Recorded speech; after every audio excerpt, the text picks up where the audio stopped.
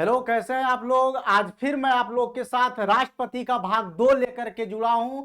और राष्ट्रपति 2 है ना, भाग 2 में जो भी प्रश्न बने हैं आज उसके प्रश्नों को आज मैं आप लोग के साथ बहुत अच्छे से डिस्कस करूंगा। और भी राष्ट्रपति के बनने वाले जो प्रश्न हैं आप लोग के साथ मैं लाऊंगा और इसका हर एक प्रश्न का डिस्कशन करूंगा। तो चलिए, आज का पहला प्रश्न है आपका, है ना। पहला प्रश्न, किसी विधि के प्रश्न पर सर्वोच्च न्यायालय से परामर्श लेने का अधिकार किसको है। तो मैंने बताया कि है ना, राष्ट्रपति को, है ना, राष्ट्रपति को लेने का अधिकार है आपका। राष्ट्रपति, मैंने बताया होगा कि राष्ट्रपति जो हैं, राष्ट्रपति अनुच्छेद 143 अनुच्छेद 143 के तहत, है ना, अनुच्छेद 143 के तहत यह भी कहा गया है कि, है ना, यदि राष्ट्रपति चाहे, है ना, कि विधि के प्रश्न के संबंध में यदि उच्चतम न्यायालय से परामर्श यदि लेना चाहते हैं तो वह ले सकते हैं। लेकिन मैं यहां डिस्कस कर दूं आप लोग के साथ कि यह मानना या ना मानना, है ना, मानना या ना मानना राष्ट्रपति के विवेक पर निर्भर करता है, स्वविवेक पर निर्भर करता है, इसमें बाध्यता नहीं है। चलिए अगले प्रश्न की ओर चलते हैं। अगला प्रश्न आपका है, भारतीय संविधान का कौन सा अनुच्छेद राष्ट्रपति को उच्चतम न्यायालय से परामर्श करने की शक्ति प्रदान करता है। तो मैंने अभी बताया कि अनुच्छेद 143 कहता है कि भारत के राष्ट्रपति यदि चाहें कि वह विधि के संबंध में, है ना, विधि के संबंध में यदि कोई परामर्श लेना चाहते हैं तो अनुच्छेद 143 के तहत सुप्रीम कोर्ट के न्यायाधीश से ले सकते हैं। और मैं यदि अनुच्छेद 129 की यदि मैं चर्चा करूं, 129 का यदि मैं चर्चा करूं, 129 की जब मैं चर्चा करूं तो मैं बता दूं कि अनुच्छेद 129 कहता है अभिलेखीय न्यायालय, अभिलेखीय न्यायालय की बात कहती है ना, न्यायालय की बात कहती है। अभिलेखीय न्यायालय मैं चर्चा कर दूं कि अभिलेखीय न्यायालय कहने का मतलब होता है कि सुप्रीम कोर्ट यदि कोई जजमेंट देती है, यदि कोई अपना फैसला सुनाती है तो अनुच्छेद 100 है ना, अनुच्छेद आपका 129 के तहत यह कहा जाता है कि वह उस जजमेंट को वह संयोग कर, है ना, उसे कलेक्ट करके रखा जाता है ना, आने वाले समयों के लिए। है ना, अगले ऑप्शन की ओर चलते हैं। अगला ऑप्शन है आपका, है ना, अनुच्छेद 132। अनुच्छेद 132 कहता है ये आपका अपीलीय अधिकार। क्या है?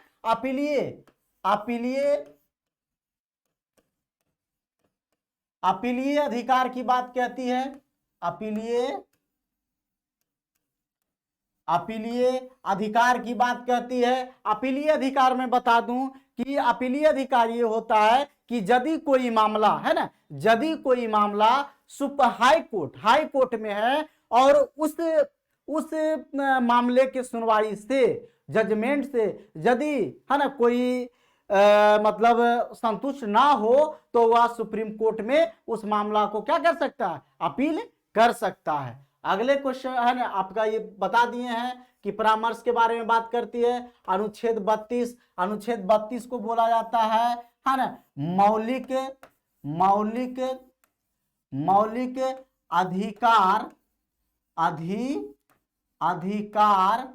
अधिकार का रक्षक बोला जाता है। आरक्षक बोला जाता है कि यदि राज्य के द्वारा या सरकार के द्वारा भारत के किसी नागरिक का मौलिक अधिकार का यदि हनन होता है तो वह अनुच्छेद 32 के तहत सुप्रीम कोर्ट जाते हैं और अनुच्छेद 32 के तहत ही है ना रिट 5 प्रकार की रिट दायर करने की लागू करने की प्रावधान कही गई है। जैसे आपका है ना आपका गिरफ्तारी के विरुद्ध संरक्षण है आपका, जैसे बंदी प्रस्तुतीकरण बोला जाए, आपका परमादेश बोला जाए, है ना, आपका प्रतिषेध बोला जाए, है ना, 5 प्रकार का है। मैं विशेष चर्चा करूंगा। अगले क्वेश्चन की ओर बोला जाए कि संसद के सदनों को बुलाने की शक्ति किसके पास है, तो संसद की जो सत्र का जो बुलावा होता है वो राष्ट्रपति के पास ये शक्ति है कि वह है ना संसद के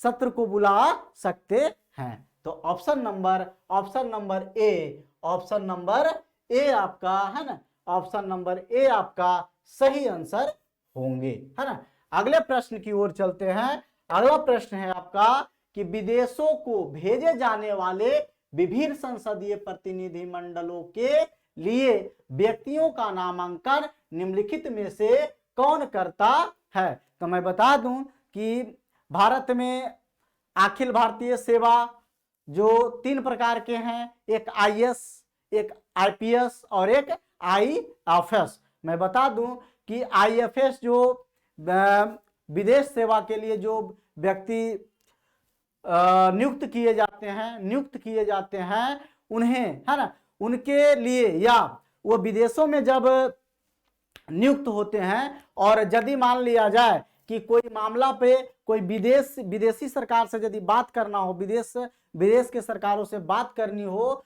तो उसके प्रतिनिधि मंडल में जो नामांकन होंगे, जो व्यक्तियों को चुनने का जो काम होगा, है ना, राष्ट्रपति के द्वारा किया जाता है। तो ये आपका ऑप्शन नंबर सही आंसर है। चलिए अगले क्वेश्चन की ओर चलते हैं। अगले प्रश्न है आपका कि भारत के निम्नलिखित में से किस मुख्य न्यायाधीश के कुछ समय तक भारत के राष्ट्रपति के रूप में कार्य किए हैं। तो मैं बता देना चाहता हूं कि, है ना, मैंने कल चर्चा किया होगा अनुच्छेद 70, है ना। चलिए देखते हैं आज भी कि अनुच्छेद, है ना, 70 क्या कहता है। अनुच्छेद 70 क्या कहता है। अनुच्छेद 70 कहता है कि यदि भारत में राष्ट्रपति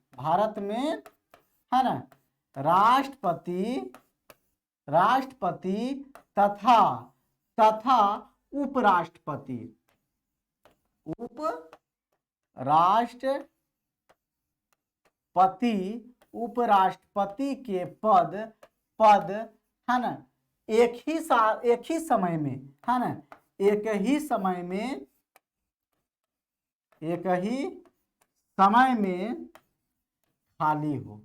समय में खाली हो, तो, है ना,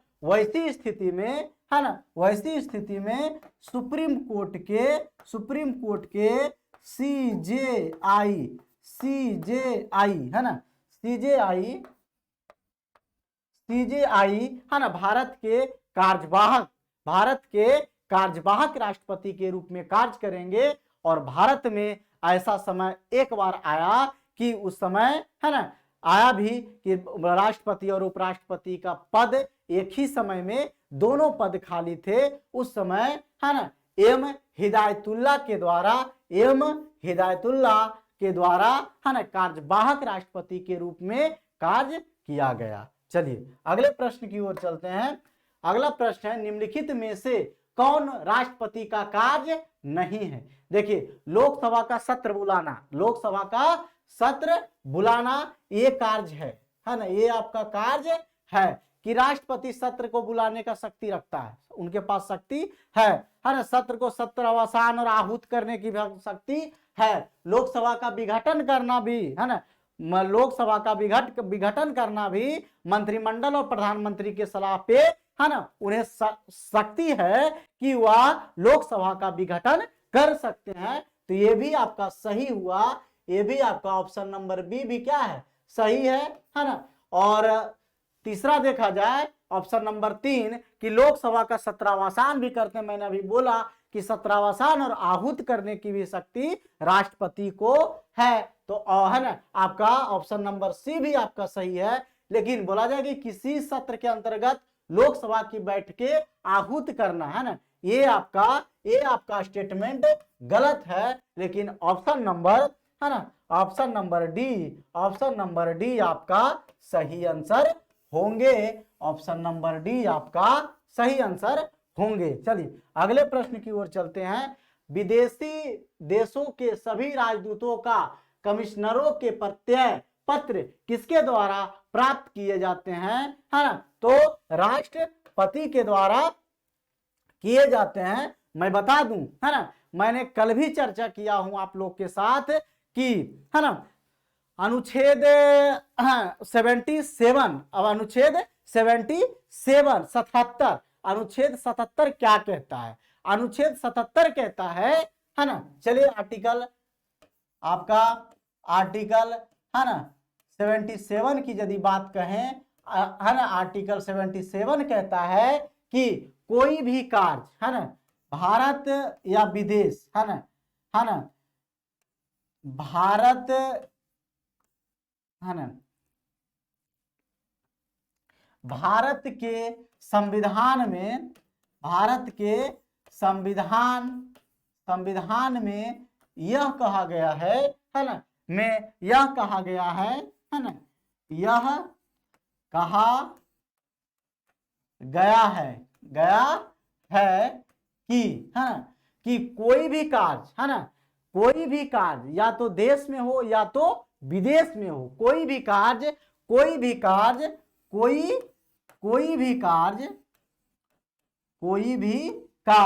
देश में हो या विदेश में हो, है ना, कोई भी कार्य देश में हो या विदेश में हो, देश या विदेश, है ना, विदेश में हो वह राष्ट्रपति के नाम के द्वारा, है ना, राष्ट्रपति के नाम से ही होंगे, है ना, राष्ट्रपति के नाम से होंगे, है ना, होंगे। चलिए, है ना, तो ये आपका ऑप्शन नंबर सी सही होगा। चलिए अगले क्वेश्चन की ओर चलते हैं। अगला क्वेश्चन है, युद्ध अथवा भारत पर आक्रमण होने की स्थिति में निम्नलिखित में से कौन अंतिम रूप से आक्रमणकारी के विरुद्ध युद्ध की घोषणा कर सकता है? तो मैं बता दूं, ऑप्शन नंबर डी आपका सही आंसर होगा। राष्ट्रपति के द्वारा यह घोषणा किया जाता है। चलिए अगले प्रश्न की तरफ चलते हैं। अगला प्रश्न है आपका, है ना, भारतीय संविधान के अनुसार भारत के राष्ट्रपति का यह कर्तव्य है कि वे निम्नलिखित में से किसको संसद के पटल पर रखवाए? तो मैं बता दूं, है ना, कि संघ के वित्त आयोग की जो भी सिफारिश होती है राष्ट्रपति के द्वारा रखवाया जाता है ना, रखवाया जाता है। दूसरा है आपका कि लोक लेखा समिति की प्रतिवेदन, है ना, लोकसभा के लोक लेखा, है ना, आपका ये आपका नहीं रखाया जाता, ये आपका, है ना, लोक लेखा समिति की जो प्रतिवेदन जो होता है लोकसभा अध्यक्ष को दिया जाता, है ना, है। और नियंत्रक महालेखा परीक्षक की प्रतिवेदन, है ना, ये राष्ट्रपति को ही समर्पित करते हैं। और राष्ट्रीय अनुसूचित जाति आयोग की प्रतिवेदन राष्ट्रपति के द्वारा ही किया जाता है। तो आपका हो जाएगा कूट नंबर, है ना, केवल 1, 3 और 4, 1, 3 और 4। अगले प्रश्न की ओर चलते हैं कि नामांकन के समय राष्ट्रपति पद के उम्मीदवार को है ना, जमानत के तौर पर कितना रुपया जमा करना पड़ता है? तो मैं बता दूं कि यदि कोई व्यक्ति, है ना, यदि कोई व्यक्ति राष्ट्रपति पद के नामांकन करवाते हैं तो वे, है ना, वे नगद ना होकर के आरबीआई के नाम से, भारतीय रिजर्व बैंक के नाम से 15,000 का चेक, है ना, चेक, है ना, जमा करते हैं। 15,000 का चेक आरबीआई के नाम से बनाकर जमा करता है ना। तो ये आपका हो गया ऑप्शन नंबर सी हो गया। और मैं ये भी बता दूं कि यदि कोई राष्ट्रपति उम्मीदवार के द्वारा कुल वैध मतों का, है ना, यहां लिख देता हूं कि कुल वैध मतों का, कुल वैध मतों का 1/6 भाग मत यदि हासिल नहीं करता है, यदि है ना हासिल नहीं करता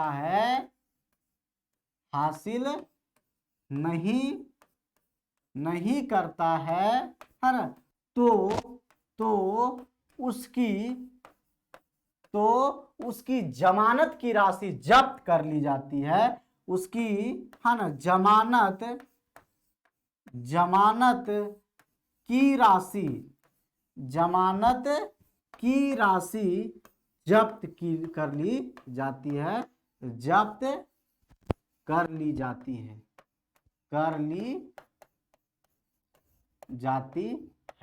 है ना। चलिए अगले प्रश्न की ओर चलते हैं।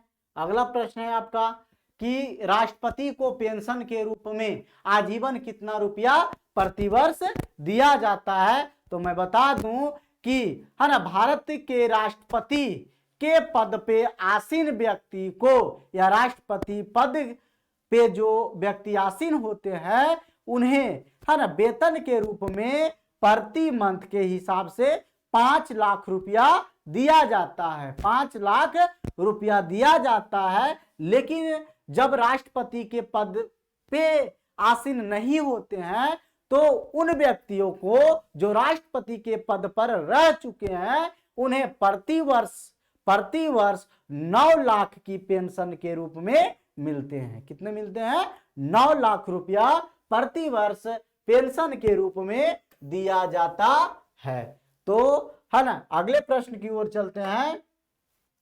अगला प्रश्न है भारत का राष्ट्रपति किसका एक अभिन्न अंग है। तो मैंने कल चर्चा किया हूं कि अनुच्छेद 79 का चर्चा मैं किया हूं, है ना। अनुच्छेद 79 का जब मैं चर्चा किया था तो मैंने बताया कि 79 में संसद, है ना, संसद की संरचना,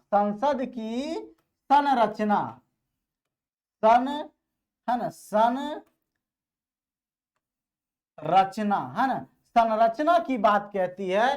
संसद की संरचना की बात करती है कि संसद का, है ना, संसद का निर्माण कैसे होता है भारत में, संसद का निर्माण कौन कौन से अंग, कौन कौन से भाग को मिला करके संसद का निर्माण किया जाता है। तो मैं बता दूं, इस पे चर्चा करूं कि अनुच्छेद 79 में बोला जाता है कि लोकसभा, है ना, और आपका प्लस राज्यसभा और आपका प्लस राष्ट्रपति, आपका, है ना, राष्ट्रपति के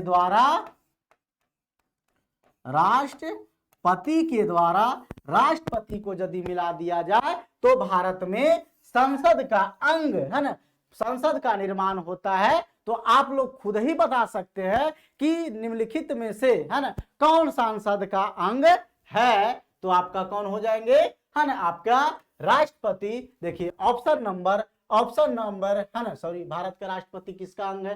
तो भारत के राष्ट्रपति आपका, है ना, आपका कौन, है ना, संसद, है ना, संसद के अंग है, क्योंकि संसद का जो निर्माण हो रहा है लोकसभा, राज्यसभा और, है ना, राष्ट्रपति के द्वारा। चलिए अगले प्रश्न की ओर चलते हैं। अगला प्रश्न है एक विधेयक जो संसद में प्रस्तुत किया जाता है कौन सी प्रक्रिया के बाद अधिनियम बन जाता है। तो मैं इस पर चर्चा कर लूं कि अधिनियम जैसे बनाना है, कानून बनाना है, तो उसके लिए विधेयक पारित किया जाएगा। वह विधेयक किसके द्वारा लाया जाएगा, है ना, वह विधेयक कहाँ लाए जाएंगे, वो विधेयक जो होंगे, बिल जो होंगे, है ना, वे कब पारित होंगे, कब कानून बनेगा। तो मैं सब कुछ आपके साथ आज मैं डिस्कस करूंगा, है ना। और आप लोग ध्यान पूर्वक मेरी बात को सुनिए और इस प्रश्न का जवाब खुद ही आप बता दीजिएगा। बताया जाता है कि मान लिया जाए कोई कानून बनाना है, या तो, है ना, पर्यावरण संरक्षण के विषय में बनाना है, या तो ट्रांसपोर्टेशन के संबंध में यदि कोई कानून बनाना है सांसद को, है ना, भारत सरकार को, तो जो भी जैसे पर्यावरण संरक्षण के बारे में यदि कानून बनाना है तो पर्यावरण मंत्री जो होंगे, उससे संबंधित जो मंत्री होंगे जिनके पास मंत्रालय होगा, उनके द्वारा संसद के किसी भी सदन में, या तो लोकसभा हो या तो राज्यसभा हो, वो क्या करेंगे, है ना, बिल को पेश करेंगे। और जब बिल पेश किया जाएगा, है ना, बिल पेश करने के बाद राज्यसभा में जितने भी बैठे संसद सदस्य होंगे, या तो राज्यसभा सदस्य या तो लोकसभा का सदस्य होंगे, है ना, उन्हें उस कानून के जो प्रतियां होंगी कि इस कानून के बनने से क्या फायदे होंगे, इस कानून के बनने से क्या घाटा है, या नहीं रहने से क्या घाटा है, हर एक चीज उस प्रतियां में विवरण होंगे। और वे प्रतियां सभी लोगों को बांटी जाएगी और उस पे चर्चा होगा, है ना, उस पे चर्चा होगा। और बाद में भारत सरकार के गजट में उसे क्या किया जाएगा, प्रकाशित किया जाएगा। और जब प्रकाशित हो जाएगी तो उसमें मतदान किया जाएगा। लोकसभा राज्यसभा दोनों में साधारण बहुमत से उसे पारित किया जाएगा। और जब लोकसभा राज्यसभा से यदि साधारण बहुमत से पारित हो जाती है बिल, तो वह राष्ट्रपति के पास जाती है और राष्ट्रपति अपनी सहमति देती है। और सहमति देने में जब मैं राष्ट्रपति का जब वीटो पावर जब मैं बताऊंगा, है ना, वीटो पावर, है ना, अनुच्छेद 111 चर्चा करूंगा आने वाले प्रश्नों में। एक भाग और हम लोग राष्ट्रपति से संबंधित प्रश्न लाएंगे, एक भाग और, है ना, और उसमें यदि आएगा तो खूब बढ़िया से डिस्कस करूंगा आप लोग के साथ। तो राष्ट्रपति की जब सहमति हो जाती है तो उस विधेयक को पारित मान लिया जाता है, उस विधेयक को कानून मान लिया जाता है। तो अब बता सकते हैं जब वह संसद के दोनों सदनों द्वारा पारित हो जाए। Option number A. अब कहिएगा सर जब राष्ट्रपति अपनी सहमति दे देता है, तो मैं बता दूं कि राष्ट्रपति सहमति, है ना, बिना लोकसभा और राज्यसभा के पारित हुए कोई विधेयक पर दे ही नहीं सकते हैं। और यदि लोकसभा और राज्यसभा पर यदि क्या, लोकसभा और राज्यसभा से यदि विधेयक पारित हो जाता है तो राष्ट्रपति जी को, है ना, हर हाल में उस पर सहमति देना हो जाता है ना। तो ऑप्शन नंबर ए आपका सही आंसर है। चलिए अगले प्रश्न की ओर चलते हैं।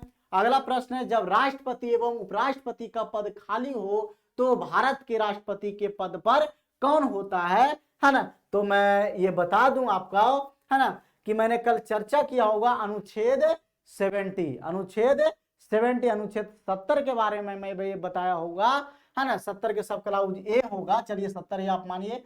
अनुच्छेद 70 के सब क्लाउज एक क्या कहता है, एक क्या कहता है कि, है ना, वैसी परिस्थिति, है ना, वैसी स्थिति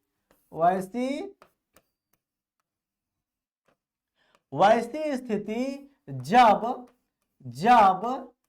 एक ही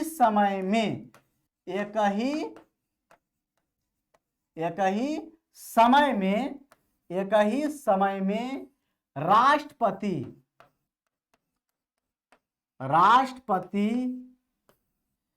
और उपराष्ट्रपति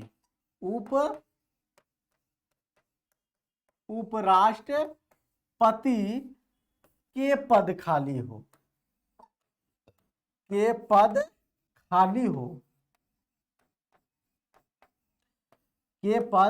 खाली हो तो इस स्थिति में, है ना, सुप्रीम कोर्ट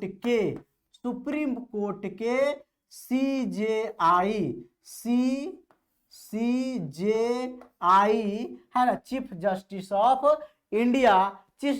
ऑफ इंडिया कार्यवाहक राष्ट्रपति के रूप में कार्य करेंगे। उच्चतम न्यायालय के न्यायाधीश कार्यवाहक राष्ट्रपति के रूप में कार्य करेंगे। तो ऑप्शन नंबर बी आपका सही आंसर। चलिए अगले प्रश्न की ओर चलते हैं। अगला प्रश्न है, भारत के निम्नलिखित राष्ट्रपतियों में से कौन एक कुछ समय के लिए, है ना, गुट निरपेक्ष आंदोलन के महासचिव भी थे। तो मैं बता दूं कि ये थे, है ना, बरामिहिगिरी वेंकट गिरी, है ना। चलिए आर वेंकटरमन जिनका कहा जाता है। चलिए अगला है कि भारत के प्रथम मुस्लिम राष्ट्रपति कौन थे? तो आपका डॉक्टर जाकिर हुसैन, इसमें कोई कंसेप्ट नहीं है ना। क्या कंसेप्ट बताऊं, बस याद करना है।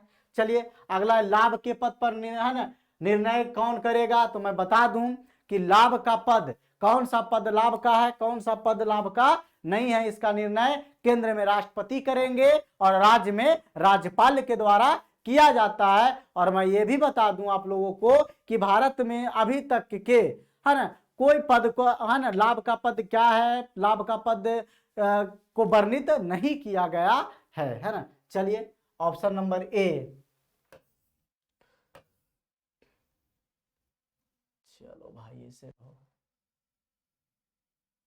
Option number A, option number A सही आंसर है। चलिए अगले प्रश्न की तरफ चलते हैं। भारत के पहले राष्ट्रपति के रूप में डॉक्टर राजेंद्र प्रसाद का चुनाव किया गया। तो भारत के पहले राष्ट्रपति का चुनाव राजेंद्र प्रसाद को संविधान सभा के द्वारा किया गया। तो आपका ऑप्शन नंबर क्या हो जाएगा? ऑप्शन नंबर सी सही आंसर होंगे। अगले प्रश्न की ओर चलते हैं। अगला प्रश्न है, यदि भारतीय उपराष्ट्रपति अपना पद त्याग करने का निर्णय लेते हैं तो वे अपना त्याग पत्र किसे संबोधित करके लिखेंगे? तो आपका हो जाएगा है ना राष्ट्रपति को करेंगे, है ना। चलिए अगले प्रश्न की तरफ चलते हैं। अगला है, भारत के राष्ट्रपति पर महाभियोग लगाने का अधिकार है ना। तो मैंने क्या बताया कि अनुच्छेद 61 के तहत, अनुच्छेद 61 के तहत महाभियोग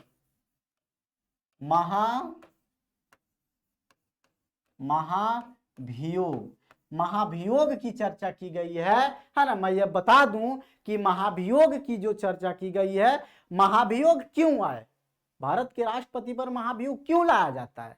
मैंने कल भी चर्चा किया कि महाभियोग इसलिए लाया जाता है कि भारत के राष्ट्रपति के द्वारा यदि भारतीय संविधान पर अतिक्रमण किया जाए, भारतीय संविधान का गलत तरीके से उसका उपयोग किया जाए, है ना। इसलिए सांसद के दोनों सदनों में से, है ना, सांसद के दोनों सदनों में से या तो लोकसभा हो या तो राज्यसभा हो, 1/4 सदस्य के लिखित प्रस्ताव से है ना लाया जाता है और 2/3 बहुमत के साथ पारित किया जाता है। तो देखिए आपका क्या हो जाएगा, सांसद के दोनों सदनों को अधिकार है कि भारत के राष्ट्रपति पे महाभियोग लाया जाए। चलिए अगले प्रश्न की ओर चलते हैं। निम्नलिखित में से कौन हमारे देश के दोनों में से किसी भी सदन का सदस्य नहीं होता है?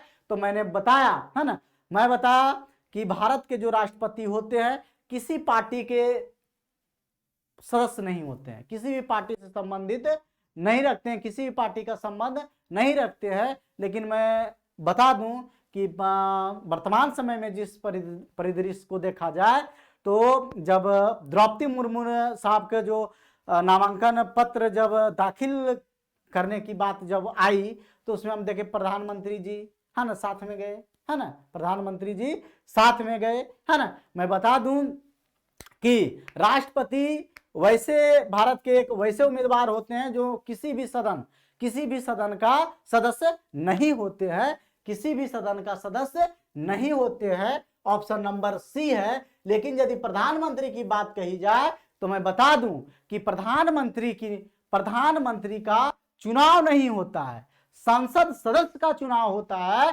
प्रधानमंत्री की राष्ट्रपति के द्वारा नियुक्ति की जाती है। और मैं बता दूं कि प्रधानमंत्री जो होते हैं है ना सांसद सदस्य किसी भी पार्टी के बहुमत दल के नेता होते हैं, बहुमत दल के नेता हैं। मान लिया जाए बीजेपी के आज अध्यक्ष नड्डा साहब हैं, है ना, आज यदि मेजोरिटी की सरकार आ जाती है, बहुमत आ जाती है 2024 में, है ना, उनको तो 2024 में यदि उनको आ जाती है तो नड्डा साहब क्या करेंगे, अपने अध्यक्षता के माध्यम से किसी पार्टी को क्या करेंगे, है ना, प्रधानमंत्री का उम्मीदवार का घोषणा करेंगे।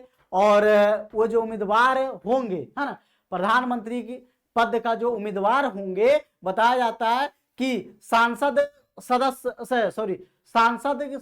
के कोई भी सदन का सदस्य होना या ना होना कोई फर्क नहीं पड़ता है, लेकिन यदि आप प्रधानमंत्री बनते हैं या कोई मंत्री बनते हैं तो अनुच्छेद 75 के सब क्लाउज 5 में यह कहा गया है कि आप सदन के किसी भी, है ना, संसद के किसी भी सदन से आप 6 महीना के अंदर सदस्यता को ग्रहण करें, सदस्यता को ग्रहण करें, तभी आप मंत्री रह सकते हैं या प्रधानमंत्री रह सकते हैं। अब देखिए वित्त मंत्री की बात कही जाए तो लोकसभा में जो एमपी चुन के जाएंगे, जिसे मंत्रालय मिलेगा वित्त मंत्रालय, तो वो भी राज्यसभा लोकसभा के सदस्य हो सकते हैं।